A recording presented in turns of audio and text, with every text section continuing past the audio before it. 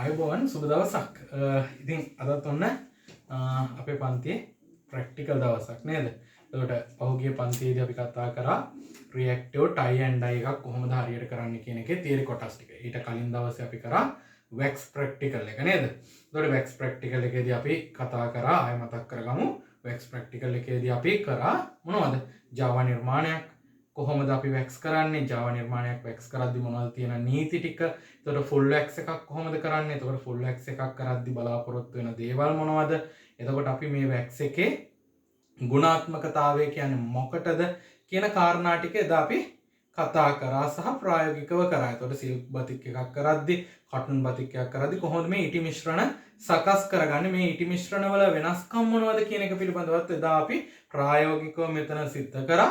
ඒත් එක්කම ඔය කට්ටියක් ගෙදරදී මේ දේවල් ටික ප්‍රායෝගිකව අත්දැක්කා. එතකොට අපි දැන් අර සාම්ප්‍රදායික පැරෆින් ඉටි මීටි කියන රෙසිපි එකෙන් වෙනස් වෙලා ඉවර වෙලා කොහොමද අපි සිල්ක් වලට මැච් වෙන විදිහේ වැක්ස් එකක් හදාගන්නේ, පැරෆින් ඉටි මීටි කියන එකෙන් එහාට ගිහිල්ලා රෙද්දේ ක්වොලිටි එක පවත්වා ගන්න කොහොමද අපි ඉටි එකක් මිශ්‍රණයක් සකස් කරගන්නේ කියන එක පිළිබඳව එදා ප්‍රායෝගිකව ඉගෙන ගත්තා. ඊට පස්සේ අපි ටයි ඇන්ඩ් ඩයි තියරි කොටස් ටිකට ආවා.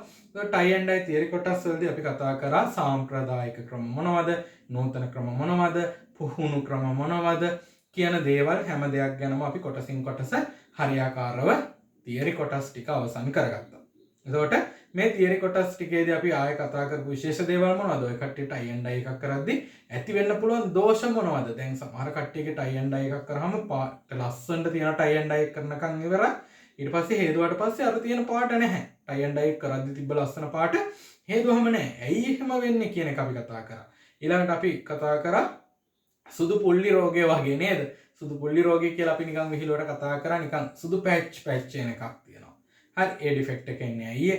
බැරි වෙලාවත් ඒ ඩිෆෙක්ට් එකක් ආවොත් එහෙම කොහොමද අපි අපේ රෙද්ද නැවත යථා තත්ත්වයට පත් කරගන්නේ, දෝෂය කොහොමද ඉවත් කරගන්නේ කියන එක ගැන කතා කරා. එතකොට මේ කාරණා ටික අපි පිළිවෙලට කතා කරගෙන ආවා. ඊට පස්සේ අපි ඩයි රෙසිපි ටික ගැනට ගියා. ඩයි රෙසිපි වර්ග ටික. ඒතකොට සාම්ප්‍රදායික ක්‍රමවේදයන් මොනවද? එතකොට අපි පුහුණු, ඒ කියන්නේ අත්පොත් තියන්න බතික් වලට ආසාවෙන් ඉන්න කෙනෙක් අත්පොත් තියද්දි එයාට දෙන පුහුණු රෙසිපි එකක් මොනවද? ඒ කියන්නේ එයාට ඉස්සෙල්ලම කොහොමද අපි ටයි ඇන්ඩ් ඩයි එකක් කරන්න දෙන්නේ? එයාට දෙන රෙසිපි එක මොකක්ද? ඊට පස්සේ ඒ රෙසිපි වලින් කොහොමද අපි ඩෙවලොප් කරලා ඉල ව්‍යාපාරික මට්ටමේ රෙසිපි එකක් කරන්නේ?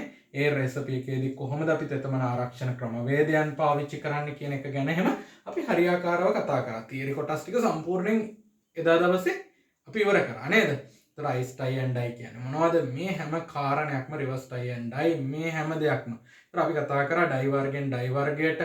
එතකොට ඒ ඩයි වර්ගට කරන්න ඕනේ ට්‍රීට්මන්ට් මොනවද? රෙදි වර්ග මොනවද? රෙදි වර්ග වලට කරන්න ඕනේ ට්‍රීට්මන්ට් මොනවද? මේ කලයක මේ විදිහට තියාගන්න මොනවද කරන්න ඕනේ? මේ දේවල් ටිකනේ අපි කතා කරගත්තේ. එහෙනම් ඒ ටික ඔය කට්ටියට හරියටම දැන් ආපහු ඒ පරණ පාඩම කියවලා හොඳ නොලෙජ් එකක් ඇති අද ප්‍රැක්ටිකල් කරන්න. මොකද දැන් ඔය කට්ටියට වැක්ස් පාඩමත් එක්ක හොඳ අවබෝධයක් තියෙනවා අපි කොහොමද මේ ක්ලාස් එකේ ප්‍රැක්ටිකල් සහ තියරි කියන දෙක බැලන්ස් කරගෙන ඔය කට්ටියට කරන්න කියලා. ඒතකොට අද ඔය කට්ටිය වැක්ස් දවසට වඩා ටිකක් ඇඩ්වාන්ස් විදිහට ලෑස්ති වෙලා ඇති කියලා මම හිතනවා මේ දේවල් ටික කරන්න. හරි. මම ඒතකොට මෙතන ලෑස්ති කරගෙන තියෙනවා රෙදි වර්ග ටික. එතකොට රෙදි වර්ග ටික පෙර සූදානම් කරන ක්‍රමවේදයන් ටික ලෑස්ති කරගෙන තියෙනවා. ටයි ඇන්ඩ් ඩයි මිශ්‍රණය හදාගන්න අවශ්‍ය දේවල් ටික ලෑස්ති කරගෙන තියෙනවා. එතකොට මම මෙතන ඔයාලට අද දවසෙත් ඔන්න ටයි ඇන්ඩ් ඩයි එක කරලා පෙන්නනවා. හරි, මේ ටයි ඇන්ඩ් ඩයි එක කරලා පෙන්නලා ඉවරලා ඔය කට්ටිය දැන් ඊළඟට කරනවානේ. හරි, එතකොට ඔය කට්ටිය කරන්න ඕනේ මම කරලා ඉවරුණාට පස්සේ. නැත්තම් දැන් සමහර කට්ටිය එදත් මම වැක්ස් එකේදී කිව්ව දෙයක් තමයි මම කරද්දී ඔය කට්ටිය කරන්න එපා. හරි, මොකද එතකොට මම කරන දේවල් ටික මම මිශ්‍රණ ටික හදන විදිහ. හරි, එතකොට මේ මිශ්‍රණ වලට දාන විදිහ, මේ දේවල් හැම දෙයකම තියෙන චුටි ට්‍රික්ස්. හරි, ඒ ට්‍රික් ටික ඔයාලට අල්ලගන්න බැරි වුණොත් ඔයාලට ආයෙ රෙකෝඩින් එක අරගෙන රෙකෝඩින් එකත් බලලා මේ හැම දෙයක්ම කරන්න වෙනවා, නැවත රිපීට් වෙන්න. එතකොට ඔයාලා මේ වෙලාවේ කරන්න ඕනි දේ තමයි මං කරන දේ දිහා හොඳට බලාගෙන මං කියන දේවල් ටික හොඳට අහගෙන එතකොට ඒකේ මගේ තියරි කොටස් ටිකක් බලාගෙන දැන් ඔයාලට ඕනි කරුණු ටික වෙනම තැනක ෂෝට් නෝට් කරගන්න. සර් කරේ මෙහෙමයි මේ දේවල් ටික ෂෝට් නෝට් කරගන්න. හරි, එතකොට මෙතන දැන් ඔය කට්ටිය ගාව අමුද්‍රව්‍ය ටික තියෙනවා. එතකොට ඔය කට්ටිය ඒ අමුද්‍රව්‍ය ටික පාවිච්චි කරලා මම ප්‍රැක්ටිකල් ඉවර කරාට පස්සේ ඔයාලට දෙන ටයිම් එකේදී ඔයාලා ඒ දේවල් කරන්න. එතකොට දැන් ඔය කට්ටිය අද තමයි ඩයි එකක් අත ගන්න. දැන් සමහර කට්ටිය නම් ඉන්නවා එක එක ක්ලාසස් වලට ගිහිල්ලා ටිකක් ඩයි එකක් අත ගාලා ප්‍රැක්ටිස් එකක් තියෙනවා. ඒතකොට ඒ කට්ටියට උනත් මම කියන්නේ දැන් මේ දේවල් ඔළුවේ තියාගෙන කරන්න යන්න එපා. හරි ඒ දේවල් අමතක කරන්න. මම ඔයාලට කියන පියවරෙන් පියවරට ඊට පස්සේ ඔයාලා ප්‍රැක්ටිකල් එක කරන්න. මොකද දැන් සාමාන්‍ය ටයි ඇන්ඩ් ඩයි කරන්න මට යයි විනාඩි 35ක් 40ක් වගේ කාලයක්. එතකොට ඔයාලට ඊට වඩා වැඩි කාලයක් අරගෙන මේක පිළිවෙලට කරන විදිහ කියලා දෙනවා. එතකොට ඔය කට්ටිය ටිකක් මේක ප්‍රැක්ටිස් වුණාම පුරුදු වුණාම අත හුරුුණාම ඔයාලට ඉක්මනට මේ ටයි ඇන්ඩ් ඩයි එක කරගන්න පුළුවන්. එතකොට මම එදා කතා කරපු තෙතමන ආරක්ෂණ ක්‍රමවේදයන් ටික හොඳට බලන්න. මොකද මෙතනදිත් මේ දේවල් ටික ඒ විදිහටම පාවිච්චි කරන්න ඕනි. දැන් අපි කිව්වා ටයි ඇන්ඩ් ඩයි එකක් කළේ රෙද්ද හැමම එළිය තියන්න පුළුවන් කිසිම ප්‍රශ්නයක් නැහැ. තෙතමන ආරක්ෂණ ක්‍රමවේදය හරියාකාරව පාවිච්චි කරනවා නම් ඔය පොලිතින් නුර වලට ඒ මොකුත් කරන්න අවශ්‍ය නැහැ. හරියට අපි ඒ ට්‍රික් ටික කරොත් ඒ ටික හරියටම කරගෙන යන්න පුළුවන්. එතකොට කිසි ප්‍රශ්නයක් නැහැ. හරි. ඒ දේවල් ටික එහෙමම ඔයාලා කරන්න. ඒ දේවල් ටික වැදගත්. හරි. මොකද ඒවා තමා ඔයාලගේ ක්වොලිටි එකට. ඒ කියන්නේ ඕනි කෙනෙකුට බතික් කරන්න පුළුවන්. බතික් එකක් ක්වොලිටි එකට කරන්න බෑ.